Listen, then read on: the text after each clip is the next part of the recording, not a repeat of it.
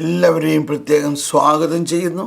നമ്മൾ പഠിച്ചുകൊണ്ടിരിക്കുന്നത് ഒറ്റ വചനമാണ്. ഏതാണ്? നിങ്ങൾ ഇപ്രകാരം പ്രാർത്ഥിക്കുവിൻ. സ്വർഗസ്ഥനായ ഞങ്ങളുടെ പിതാവേ, അങ്ങയുടെ നാമം പൂജിതമാകണമേ. നമ്മുടെ കർത്താവ് ഈശോ മിശിഹായുടെ പരിശുദ്ധ സുവിശേഷം. ഈശോ മിശിഹായ്ക്ക് സ്തുതി. ഒറ്റ വചനമാണ് നമ്മൾ ഈ ദിവസങ്ങളിലെല്ലാം ചിന്തിച്ചു കൊണ്ടിരിക്കുന്നത്. ഞാൻ മുമ്പേ തന്നെ പറഞ്ഞു, സുവിശേഷത്തിൻ്റെ ഓരോ വചനത്തിൻ്റെയും ഓരോ വാക്കുകളെ അടർത്തി എടുത്തിട്ടാണ് നമ്മൾ പഠിക്കുന്നത്. അതിലടങ്ങിയിരിക്കുന്ന വലിയ രഹസ്യങ്ങൾ നമ്മൾ ഉൾക്കൊണ്ട് അങ്ങനെ നമ്മുടെ ഹൃദയത്തിൽ ദൈവിക അല്ലെങ്കിൽ ദൈവരാജ്യത്തിൻ്റെ വലിയ കാര്യങ്ങളാണ്. അതുകൊണ്ട് നമ്മൾ ആരും അല്പം പോലും ധൃതി പിടിച്ച് മുന്നോട്ട് ഓടരുത്.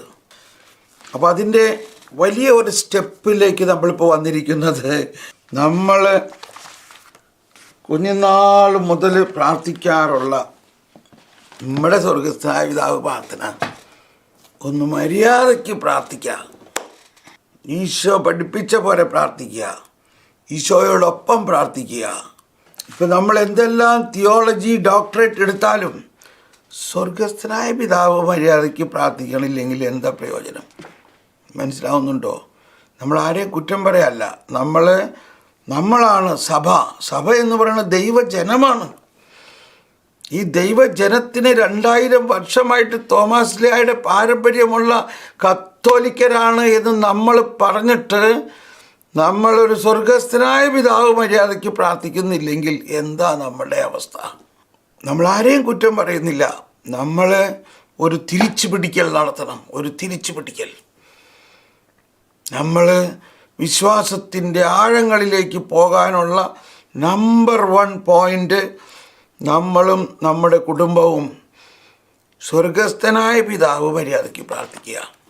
ഇതിൽ ശരിക്കും നമ്മൾക്ക് നല്ലൊരു കണ്ടെത്തലാണ്, നല്ലൊരു നിധി കണ്ടെത്തിയിരിക്കുന്ന പോലെയാണ്. ഈശോയോടും പരിശുദ്ധാത്മാവിനോടും ലോകം മുഴുവനോടും ചേർന്നാണ് പ്രാർത്ഥിക്കുന്നത് എന്നുള്ള ബോധ്യത്തിലേക്ക് വരികയാണ്. നമ്മുടെ കൂടെ ഒരുപാട് വിശ്വാസമില്ലാത്തവരുണ്ടാകും. അവർക്കും കൂടി വേണ്ടിയാണ് നമ്മുടെ പ്രാർത്ഥന. നമ്മുടെ സ്വന്തം മക്കൾ തന്നെയാകാം. അവർ പറയും, മമ്മി എനിക്ക് ഈ പറയണമെന്ന് വിശ്വസിക്കാൻ പറ്റുമെന്നില്ല, എനിക്ക് പ്രൂഫ് വേണം, ദൈവം പിതാവാണെന്ന് എന്ത് പ്രൂഫാ? ഇങ്ങനെയൊക്കെ പറയുന്ന നമ്മുടെ മക്കൾക്ക് വേണ്ടി എന്താ പറയുക? അപ്പോൾ ഇവരെയൊക്കെ എല്ലാം വേണ്ടി നമ്മൾ പ്രാർത്ഥിക്കുക, അല്ലാണ്ട് എന്താ ചെയ്യാല്ലേ? ഈശോ പഠിപ്പിച്ചത്, ഈ ലോകത്തിലുള്ള സകല മനുഷ്യരെയും നിൻ്റെ ഹൃദയത്തിൽ നീ കാണണം, എന്നിട്ട് വിളിക്ക് സ്വർഗസ്ഥനായ ഞങ്ങളുടെ പിതാവേ. നമ്മൾ പറയുന്നത് ഇവനൊന്നും കൂട്ടിച്ചേർക്കാൻ പറ്റില്ല, ഇവനെയൊക്കെ മാറ്റി നിർത്ത്, അവനെ മാറ്റി നിർത്ത്, അവരെ അടുത്തേക്ക് അടുപ്പിക്കരുത് എന്നും പറഞ്ഞുകൊണ്ട് നമ്മൾ പ്രാർത്ഥിക്കുകയാണെങ്കിൽ എങ്ങനെ നമ്മുടെ പ്രാർത്ഥന കേൾക്കും? എന്തോ ഒരു വലിയ ഒരു രഹസ്യമാണ് നമ്മൾ കണ്ടെത്തിയിരിക്കുന്നത് എന്നുള്ളതാണ് എനിക്ക് വലിയ സന്തോഷം തോന്നുന്നത്. നമ്മൾ കണ്ടെത്തിയിരിക്കുന്നു. അതുകൊണ്ട് നിങ്ങൾ ഇത് കണ്ടെത്തിയവർ കുടുംബ പ്രാർത്ഥനയിലും അല്ലാത്തപ്പോഴും ഈ സ്വർഗസ്ഥനായ ഞങ്ങളുടെ പിതാവേ, ആ ഞങ്ങൾ എന്നുള്ള വാക്കിൻ്റെ അർത്ഥം എൻ്റെ എന്നല്ല അവിടെ എഴുതിയിരിക്കുന്നത്, എൻ്റെ പിതാവേ എന്നല്ല എഴുതിയിരിക്കുന്നത്. അതാണ് നമ്മൾ കഴിഞ്ഞ ക്ലാസ്സിൽ അവസാനമായി കേട്ടത്. അവിടെ മുതൽ നമുക്കിപ്പോൾ തുടങ്ങാം. അവിടുന്ന് എല്ലാവരുടെയും പൊതു പിതാവായതുകൊണ്ട് നമ്മൾ എൻ്റെ പിതാവേ എന്ന് പറയാതെ ഞങ്ങളുടെ പിതാവേ എന്ന് പറയുന്നു. എൻ്റെ പിതാവേ എന്നത് ക്രിസ്തുവിന് മാത്രം ചേർന്നതാണ്. കാരണം ക്രിസ്തു പ്രകൃത്യ അവിടുത്തെ പുത്രാണ്. പക്ഷെ ആ ക്രിസ്തു പോലും ഇവിടെ പറയുന്നില്ല എൻ്റെ പിതാവേ. ക്രിസ്തു നമ്മളെല്ലാവരെയും ചേർത്ത് പിടിച്ചിരിക്കുകയാണ്. ദൈവം തന്നെ ആയിരുന്നിട്ടും മനുഷ്യനോ എല്ലാവരെയും കൂടെ ചേർത്ത് പിടിച്ചിരിക്കുന്നു. അവിടെ നമ്മൾ വിചാരിക്കരുത് നമ്മളെല്ലാ ദിവസവും പള്ളിയിൽ പോണു, എല്ലാ ദിവസവും കുർബാന കാണുന്നു, വളരെ വിശുദ്ധരായിട്ട് ജീവിക്കണു. നമ്മളെ മാത്രമേ ഉള്ളൂ അല്ലെന്ന് വിചാരിക്കരുത്. പള്ളിയിൽ പോകാൻ സാധിക്കാത്തവരും പള്ളിയിൽ പോകണ്ടെന്ന് തന്നെ വിചാരിച്ചിരിക്കുന്നവരും വിശ്വാസം വേണ്ടെന്ന് എഴുതി തള്ളിയിരിക്കുന്നവരെയും ഈശോ ചേർത്ത് പിടിക്കുന്നു. പ്രത്യേകിച്ച് നമ്മുടെ യുവതലമുറകളെ ഈശോ ചേർത്ത് പിടിക്കുന്നു. അതുകൊണ്ട് നമ്മൾ പ്രാർത്ഥിക്കുമ്പോൾ അവരെല്ലാവരെയും ചേർത്ത് പിടിക്കൂ. നമ്മുടെ സമൂഹത്തിൽ വിശ്വാസമില്ലാതെയും വിശ്വാസത്തെ തിരസ്കരിച്ചുകൊണ്ട് നമ്മളെ ദേഷ്യപ്പെടുത്തുന്ന മാതിരി നമ്മളോട് സംസാരിക്കുകയും നമ്മളെ പ്രകോപിപ്പിക്കുകയും ദൈവമില്ല എന്ന് മൂഢൻ, ആ വചനമൊക്കെ പൂർത്തിയാക്കിക്കൊണ്ട് ഒരുപാട് പേര് നമുക്ക് ചുറ്റുമുണ്ട്. എന്നാൽ ഇപ്പോൾ നമ്മൾ എന്ത് ചെയ്യണം? അവരെ അങ്ങ് ചേർത്ത് പിടിക്കാം. സ്വർഗസ്ഥനായ ഞങ്ങളുടെ പിതാവേ, വായോ, അവരെയൊക്കെ ചേർത്ത് പിടിച്ചുകൊണ്ട് അവർക്ക് വേണ്ടി ഞങ്ങൾ പ്രാർത്ഥിക്കുന്നു. സ്വർഗസ്ഥനായ ഞങ്ങളുടെ പിതാവേ, അങ്ങയുടെ നാമം പൂജിതമാകണമേ. അങ്ങ് പരിശുദ്ധൻ, പരിശുദ്ധൻ, പരിശുദ്ധൻ. സ്വർഗവും ഭൂമിയും അങ്ങയുടെ മഹത്വത്താൽ നിറഞ്ഞിരിക്കുന്നു. അങ്ങയുടെ രാജ്യം വരണമേ, അങ്ങയുടെ ഹിതം നിറവേറട്ടെ. അന്നു വേണ്ട ആഹാരം, ആ മക്കൾക്ക് ആഹാരം കൊടുക്കണേ. അവർക്ക് അവരുടെ ആത്മാവിൻ്റെ ആഹാരം കൊടുക്കണേ. അന്നു വേണ്ട ആഹാരം ഇന്ന് ഞങ്ങൾക്ക് നൽകണേ. ഞങ്ങളോട് തെറ്റ് ചെയ്തവരോട് ഞങ്ങൾ ക്ഷമിക്കുന്നത് പോലെ ഞങ്ങളുടെ തെറ്റുകൾ ക്ഷമിക്കണേ. അവരുടെ തെറ്റുകൾ ക്ഷമിക്കണേ. ഞങ്ങളെ പ്രലോഭനത്തിൽ ഉൾപ്പെടുത്തരുതേ. ഈ ലോകം മുഴുവനും പ്രലോഭനത്തിൻ്റെ നടുവിലാണ്. എല്ലാവരും 100 തരത്തിലുള്ള പ്രലോഭനങ്ങളാൽ വശീകരിക്കപ്പെട്ടുകൊണ്ട് ദൈവത്തിൽ നിന്നും അകന്നിരിക്കുന്ന അവസ്ഥയാണേ. പ്രലോഭനങ്ങളിൽ ഉൾപ്പെടുത്തരുതേ. തിന്മയിൽ നിന്ന് ഞങ്ങളെ രക്ഷിക്കണമേ. തിന്മ എത്ര വലിയ തിന്മയായാലും അതിനെല്ലാം ദൈവത്തിനകറ്റാൻ പറ്റും. എന്തുകൊണ്ടെന്നാൽ രാജ്യവും ശക്തിയും മഹത്വവും അങ്ങയുടേതാണ്.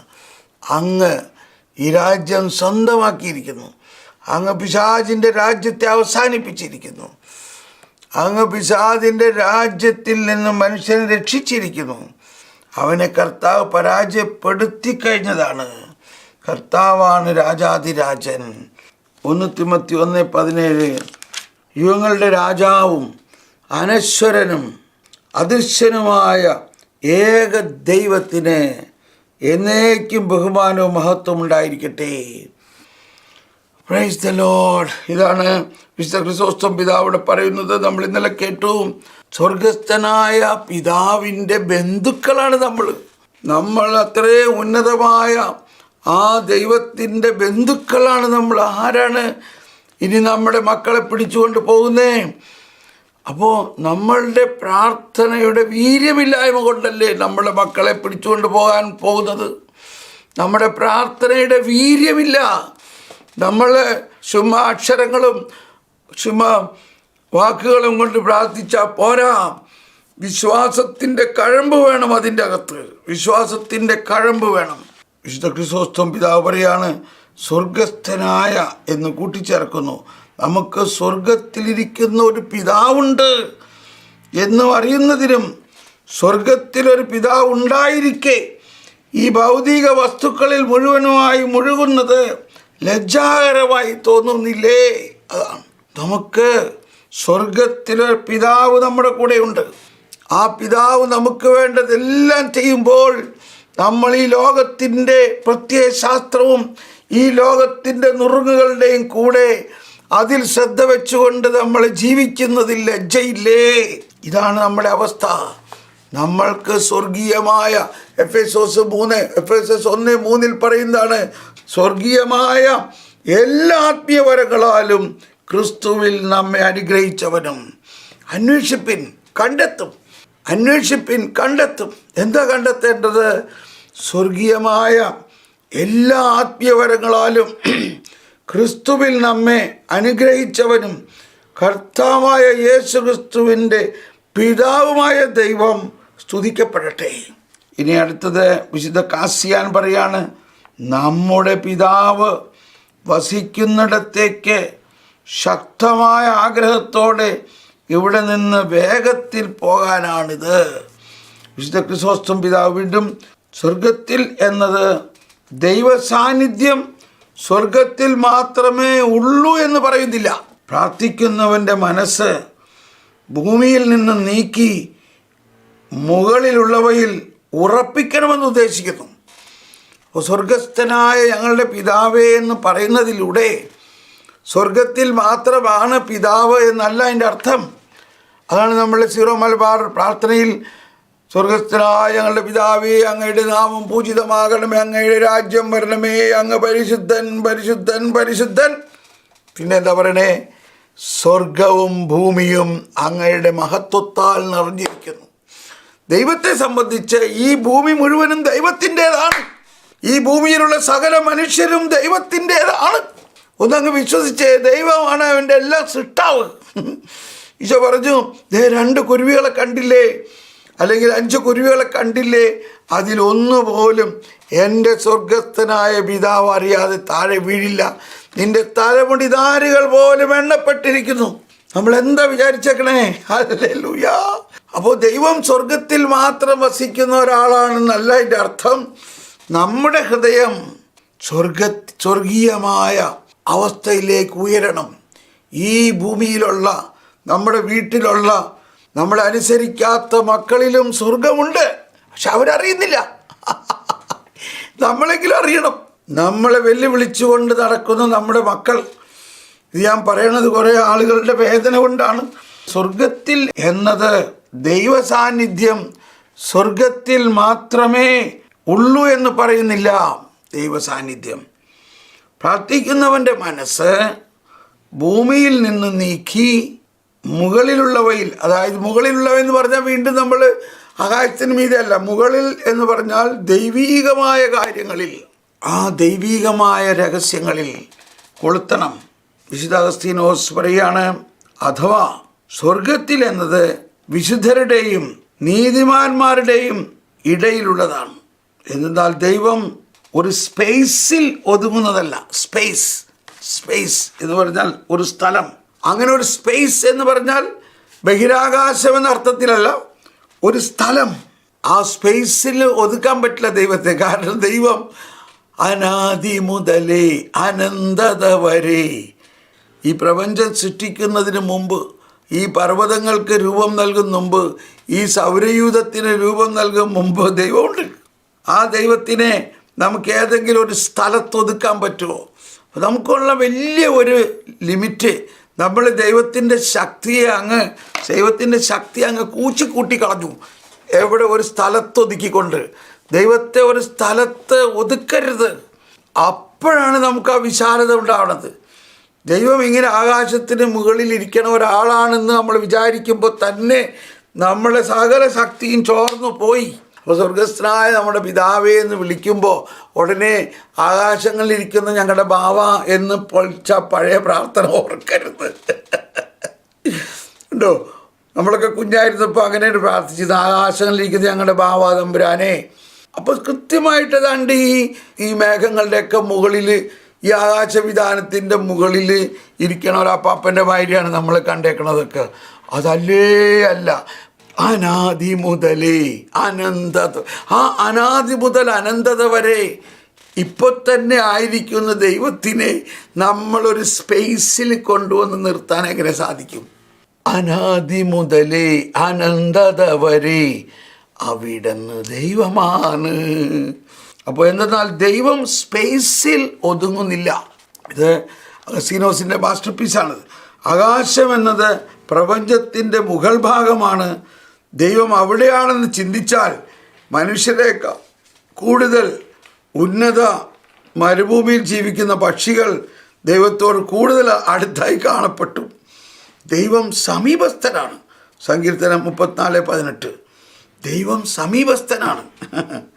ഇത് ഉയരക്കൂടുതലുള്ളവരോടോ ഉയർന്ന മലമുകളിൽ വസിക്കുന്നവരോടോ പറയപ്പെട്ടതല്ല, പിന്നെയോ ഹൃദയം തകർന്നവരോട് പറയപ്പെട്ടതാണ്. ദൈവം സമീപസ്ഥരാണെന്ന് ആരോട് പറഞ്ഞത്? ഹൃദയം തകർന്നവർക്ക് ദൈവം സമീപസ്ഥനാണെന്ന്. കണ്ടോ, ഹൃദയം തകർന്നവരോടാണ് പറഞ്ഞത്. സങ്കീർത്തനം 34. മനസ്സിലായോ? എന്നാൽ പാപിയെ മണ്ണ് എന്ന് വിളിക്കുന്നു. നീ മണ്ണാണ്, മണ്ണിലേക്ക് തന്നെ നീ തിരിച്ചു പോകും. ഉൽപ്പത്തി 3:19. എന്നാൽ പാപിയെ മണ്ണ് എന്ന് വിളിക്കുന്നു. നീ മണ്ണാണ്, നീ മണ്ണിലേക്ക് തിരിച്ചു പോകും. അതേസമയം നീതിമാന്മാരെ സ്വർഗം എന്ന് വിളിക്കുന്നു. Praise the Lord. കണ്ടോ, എന്തോ ഒരു വലിയ ബോധ്യമാണ്. നീതിമാന്മാരെ സ്വർഗമെന്ന് വിളിക്കുന്നു. കാരണം അവരെല്ലാം ആ ദൈവത്വത്തിൻ്റെ കൂട്ടായ്മയിലുള്ളവരാണ്. അതുകൊണ്ട് സ്വർഗസ്ഥനായ എന്ന് പറയുന്നത് യുക്തിപൂർവമാണ്. നീതിമാന്മാരും പാപികളും തമ്മിൽ ആത്മീയമായ ഏറെ വ്യത്യാസമുണ്ട്. സ്ഥലസംബന്ധമായി സ്വർഗവും ഭൂമിയും എന്ന പോലെ, സ്വർഗവും ഭൂമിയും എന്ന പോലെ, അതാണ്. ആത്മീയമായ വ്യത്യാസമുണ്ട്. ദൈവമില്ല എന്ന് പറയുന്നവനെ കുറിച്ച് ദൈവമില്ല എന്ന് മൂഢൻ. കണ്ടോ, അവൻ ആരാണ്? ദൈവമില്ല എന്ന് പറയുന്നവൻ ആരാ? ദൈവമില്ല എന്ന് പറയുന്നവൻ മൂഢനാണെന്നാണ് പറയുന്നത്. കണ്ടോ, സങ്കീർത്തനം 14. ദൈവമില്ല എന്ന് മൂഢൻ തൻ്റെ ഹൃദയത്തിൽ പറയുന്നു, മ്ലേച്ഛതയിൽ മുഴുകി അവർ ദുഷിച്ചിരിക്കുന്നു. നന്മ ചെയ്യുന്നവർ ആരുമില്ല. കർത്താവ് സ്വർഗത്തിൽ നിന്ന് മനുഷ്യ മക്കളെ നോക്കുന്നു. ദൈവത്തെ തേടുന്ന വിവേകികളുണ്ടോ എന്ന് അവിടെ നിന്ന് ആരായുന്നു. ഓക്കെ, ഇങ്ങനെയുള്ള, നമ്മളിപ്പോൾ അവരെ കുറ്റം പറയല്ല, ഇങ്ങനെയുള്ള ഒരു ലോകമാണ്. ഒന്ന് ആലോചിച്ച് നോക്കിയേ. ഇന്ന് ലോകത്തിലെ ഭൂരിഭാഗം ആൾക്കാരും അവർ പറയണത് ഞങ്ങൾ ദൈവമില്ല എന്ന് പറയണ നിരീശ്വരവാദികളാണ്. നമ്മുടെ ഒരു തലമുറയുടെ അവസ്ഥയാണിത്. എന്നാൽ അവരാരാണ്? അവരിൽ വസിക്കുന്ന ദൈവത്തെ കാണാത്ത അജ്ഞതയാണ് അവരുടെ അവസ്ഥ. അജ്ഞതയാണ്. അപ്പോൾ ഞാനിത് പറയുന്നത് സ്വർഗവും ഭൂമിയും എന്ന് പറയുന്നതിൻ്റെ ഒരർത്ഥമാണ്. സ്വർഗം എന്നത് ഈ വിശുദ്ധരായിട്ട് ദൈവത്തെ അറിഞ്ഞ്, ദൈവത്തെ ആരാധിച്ച്, ദൈവത്തിന് വേണ്ടി ജീവൻ അർപ്പിച്ച രക്തസാക്ഷികളും നിരവധി അവരെല്ലാവരും നിറഞ്ഞു നിൽക്കുന്ന ആ ഒരു അവസ്ഥയാണ് സ്വർഗം. ആ ഒരു അവസ്ഥ. അതേ സമയത്ത് കർത്താവ് തന്നെ പറഞ്ഞു, മനുഷ്യ നീ മണ്ണാകുന്നു, നീ മണ്ണിലേക്ക് തിരിയുവിൻ എന്ന് പറഞ്ഞത് നിന്റെ പാപത്തിലേക്ക് നീ തിരിഞ്ഞ് നീ ആ പാപത്തിൽ നിന്നും മോചിക്കാൻ വേണ്ടി നീ പ്രാർത്ഥിക്കുവിൻ. അതാണ് മണ്ണ്. ആ മണ്ണാണ് ഭൂമി. അതാണ് വിശുദ്ധ അഗസ്തീനോസ് പിതാവിൻ്റെ എല്ലാം ആ ചിന്ത വരുമ്പോഴല്ലേ നമുക്ക് ഇതിൻ്റെയൊക്കെ അർത്ഥം മനസ്സിലാകണത്. നമ്മൾ കരിക്കുരി തിരുനാളിൻ്റെ അന്ന് നമ്മുടെ തലയിൽ കുരി വരച്ചുകൊണ്ട് പറഞ്ഞു, മനുഷ്യ നീ മണ്ണാകുന്നു, നീ മണ്ണിലേക്ക് തിരിയുവിൻ. പക്ഷെ അന്ന് നമ്മൾ ചിന്തിക്കണം, ഞാൻ മാമോദീസ സ്വീകരിച്ച്, സ്ഥൈര്യലേപനം സ്വീകരിച്ച്, വിശുദ്ധ കുർബാന സ്വീകരിച്ചിരിക്കുന്ന എന്നോട് ഇത് പറയുമ്പോൾ ഞാൻ വിവേചിക്കുകയാണ്, എൻ്റെ കർത്താവേ, ഞാൻ എന്നിലുള്ള മണ്ണിൻ്റെ കഥ അവസാനിപ്പിക്കും. ഇന്ന് ഞാൻ എൻ്റെ മണ്ണിനെ അവസാനിപ്പിച്ച് എൻ്റെ അകത്തുള്ള മണ്ണിനെ ഞാൻ വിണ്ണാക്കി മാറ്റും എന്ന ഒരു വെല്ലുവിളിക്ക് വേണ്ടിയിട്ടാണ് അങ്ങനെ പറയണത്. ഒരു വെല്ലുവിളി. സ്വർഗം എന്നതൊരു സ്ഥലത്തെ അല്ല, അവസ്ഥയാണ് സൂചിപ്പിക്കുന്നത്. CCC 2794 അതൊന്ന് കുറിച്ചിട്ടോ. 2794. അതോടൊപ്പം 1024 ഉണ്ടത്. 1024 അത് തന്നെ എഴുതിയിരിക്കുന്നത്. ഓക്കെ, നമ്മുടെ ഉദ്ദേശം സൂചിപ്പിക്കാൻ മുഖം കിഴക്കോട്ട് തിരിച്ച് പ്രാർത്ഥിക്കുന്നു. അതാണ് കിഴക്കോട്ട് തിരിഞ്ഞ് നിൽക്കുന്നതിൻ്റെ അർത്ഥം. ദൈവം അവിടെ മാത്രമേ ഉള്ളൂ എന്നും ഭൂമിയുടെ മറ്റു ഭാഗങ്ങളെല്ലാം ഉപേക്ഷിച്ചുവെന്നും അതിനർത്ഥമില്ല. പിന്നെയോ പ്രകൃതിയുടെ കൂടുതൽ ശ്രേഷ്ഠമായ സ്ഥലത്തേക്ക് തിരിയുകയാണ്, ദൈവത്തിലേക്ക് തിരിയുകയാണ്. ഭൗമികമായ മനുഷ്യൻ്റെ ശരീരം സ്വർഗത്തിലേതായ ശ്രേഷ്ഠമായ ശരീരത്തിലേക്ക് തിരിയുന്നു. വലിയവർക്ക് ചെറിയവർക്കും ദൈവത്തെപ്പറ്റി ശരിയായ ധാരണ ഉണ്ടാവുക അഭിലഷണീയമാണ്.